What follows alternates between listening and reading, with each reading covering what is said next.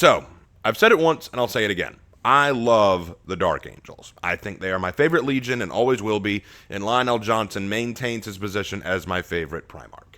Now, today I don't want to go into their full history. If you want to hear me break down the brief history of the Dark Angels, you can go watch my very first video in this series on Crash Course Warhammer, where I talk about why they're my favorite and how awesome they are. But what I want to do today is address a point that I think has been a little bit overlooked. And this is something that I actually want to talk about in regards to the Dark Angels, because I think that the Dark Angels, especially in the current setting, embody something that you don't see much of in the 41st millennium.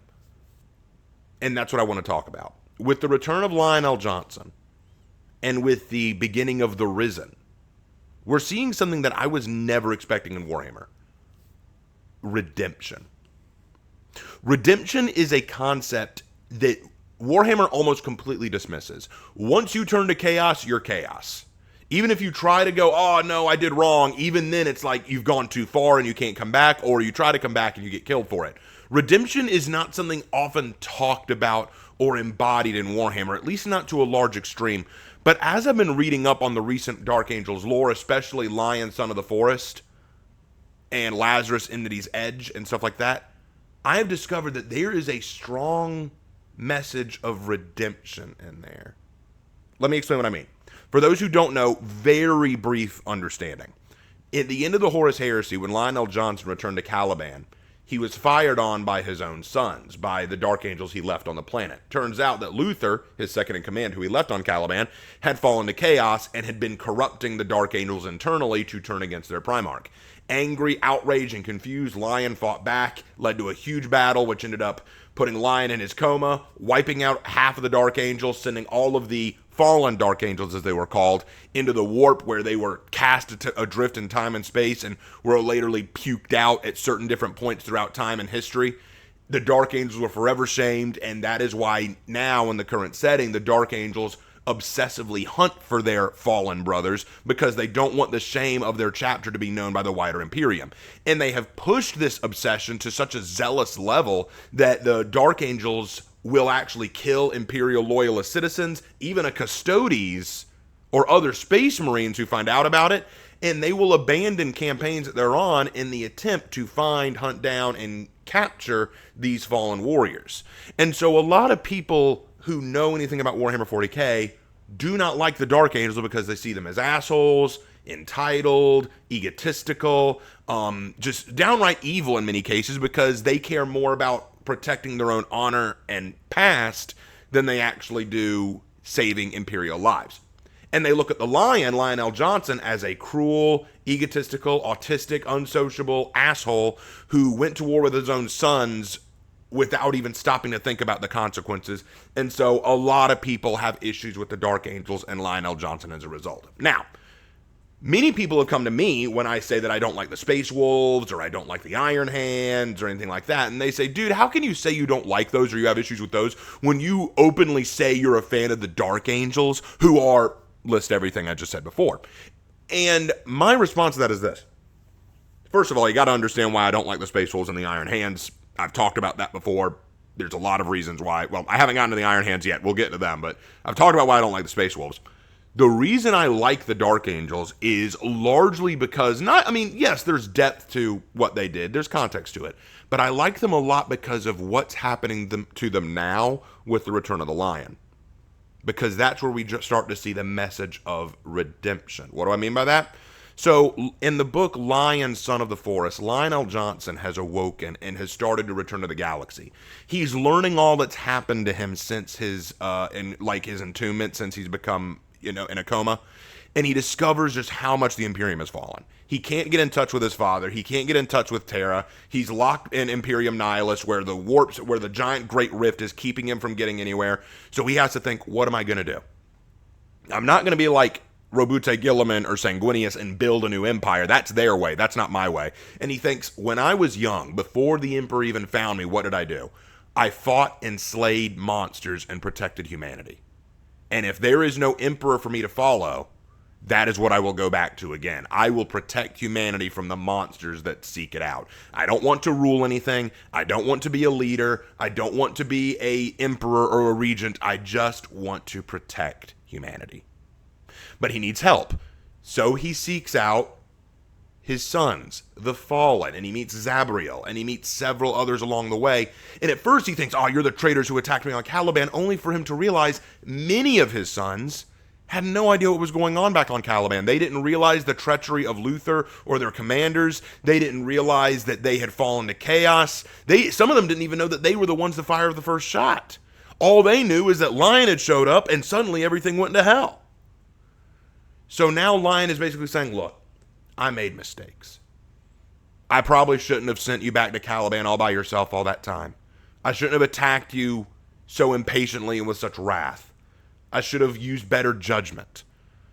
Lion even laments in the book that one of his greatest weaknesses is that he likes to hone in on a single focused task and take care of it to the best of his ability. Thinking about other things, minor issues, minor side thoughts are not his way, and that makes him come off as cold and distant to a lot of people, but it's also what makes him so effective. And he even says, how I survived throughout history, throughout my youth, was focusing on a single focused task, enduring and overcoming. And I realize now that that may not have been the best way to deal with everything in my life. He recognizes he had flaws. He recognizes he made mistakes.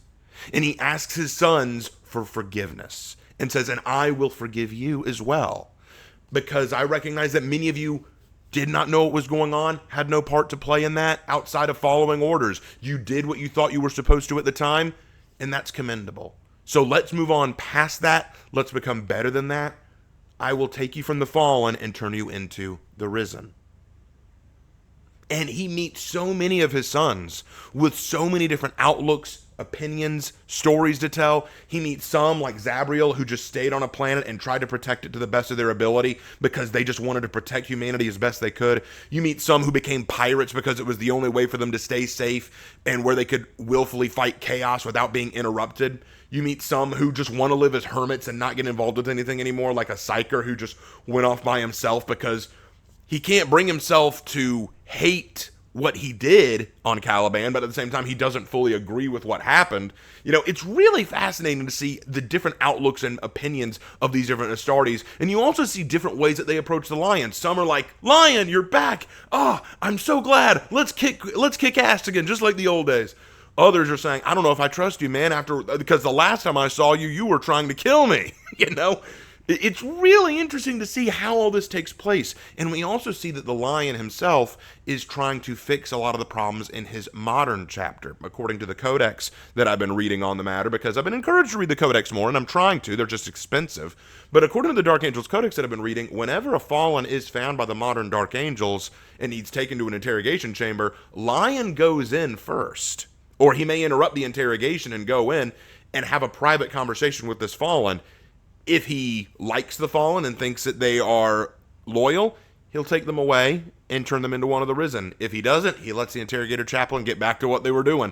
You know, so he is trying to redeem his fallen sons. In fact, he sends in a message in the book. He basically tells his modern sons, hey, do not kill the fallen in my name. Do not presume guilt until I've talked to them. We've got enough misunderstanding. In fact, I think one of my favorite lines from the book is when Lion looks at his sons and he says, for the longest time, I followed orders. Now I only want to do what is right. And I would ask that you do the same thing. And if you don't want to follow me in this, I won't pursue you, and I will encourage my modern sons not to give you any grief. I will totally respect what you want to do. But I'm giving you the opportunity to join me again so that we can actually make a difference. And legitimately, that is not something we see in Warhammer 40k. In this grim, dark universe where, you know, everyone's evil, everyone's twisted, and that's kind of the way it is, you don't see a lot of redemption or opportunities for redemption, which is so huge. But here, we actually see that the sins and wrongs of the Dark Angels aren't just washed over. They're not just, we're not going to pretend like they didn't happen. We're going to address them and then face redemption, which I think is so much more powerful. This isn't like a matter of the Space Wolves where you have an issue of the Wolven or something like that where it's just, well, no one cares. It's not a big deal. You know, no one really minds that. Or, you know, the Days of Shame where the Wolves don't even consider it the Days of Shame, the months of shame, you know. That's just a Grey Knights thing. We're not going to do that. We're actually going to acknowledge, hey, both of us made F-ups.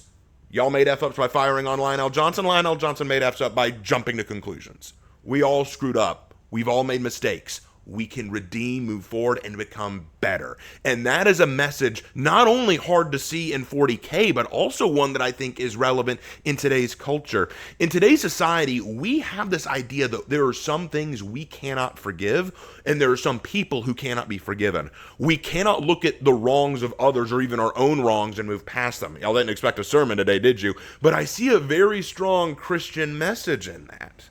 I see a very strong Christian message about the willingness to forgive, to recognize our own faults, recognize our own sins and wrongdoings, recognize the wrongs and sins in others, and recognize, hey, I can't exactly judge you so well without looking at myself and recognizing I played a part in my own failings, but let's forgive and move forward. And through that, that shows not only strength, but wisdom and humility. And that is one of the reasons I absolutely love the Dark Angels and Lionel Johnson. Now, one could make the argument, but that's just the modern setting. So you're saying you like them before Lionel Johnson? Well, yes, I like them before Lionel Johnson because, let's face it, they are a kick-ass legion. They do a lot of really cool stuff. They are one of the strongest legions, if not the strongest legion. Their Primarch was the strongest duelist of the Primarchs. All of that was really cool, and I love the knightly aesthetic of them. I love the King Arthur legends and myth that go around them, much like many people who love the Space Wolves love them because they love Vikings, or many people love the Blood Angels because they love vampires. We all have our reasons for liking what we like, but I think what made the Dark Angels and Lions so much better to me than just that is this aspect of redemption that we see in the current setting. And I think that's what makes it so much stronger. That's what makes me love them so much more. I wanted to state that because I think that some people get the wrong idea about me when it comes to why I like certain things. Don't get me wrong, the rule of cool is there. I get it. Some people are like, you know what, man, I know that you have some problems with, this legion or that whatever, but the rule of cool, dude. And I get that. The rule of cool exists. Rule of cool is definitely a factor. And if you like any chapter or legion, like say the Space Wolves, because they're cool, I can't fault you for that. If you think they are cool, you think they are cool, and I can't take that away from you. And I will never tell anyone you can't like something, even if I don't. Like I tell people all the time, you can love whatever you love and enjoy whatever you enjoy. I'm not going to tell you you can't, because that's not my place. You do you. But I wanted to explain why I love the Dark Angels. It's not just because of the aesthetic. It's not just because they're cool knights. It's not just because they were the first and the best legion, or that Lion is the first or the best Primarch. It is because, especially in the modern setting, we're seeing how all their sins and all their mistakes and all their wrongdoings are being brought to a head here, and we're seeing actual redemption being shown. That's something kind of awesome. If you have not read Lion, Son of the Forest, I highly recommend it. It's a great read, if nothing else. And it shows a nobility to the Lion and to the Dark Angels that is kind of impressive. Oh, boy. But anyway, I've gushed about that enough for today. I just wanted to gush a little bit about that some more. Don't worry, I am working on the Blood Angels video. I know everyone keeps saying, Raven, you said you were going to do the Blood Angels video. Yeah, I am, but it's taking a little bit longer than I thought, especially with, a lot of stuff going on this month. This is the last month of my big YouTube experiment, so I'm having to do a lot of stuff, to try to get as much done as I can. So I wanted to take care of this, but hey, you know what? I'll get to the Blood Angels video soon. I just wanted to make this video. Thank you guys so much for taking the time to listen. I will see you in my next video. Take care.